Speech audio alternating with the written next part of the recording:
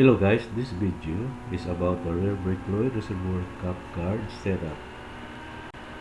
This is to protect the plastic component of the brake fluid reservoir for obvious reasons.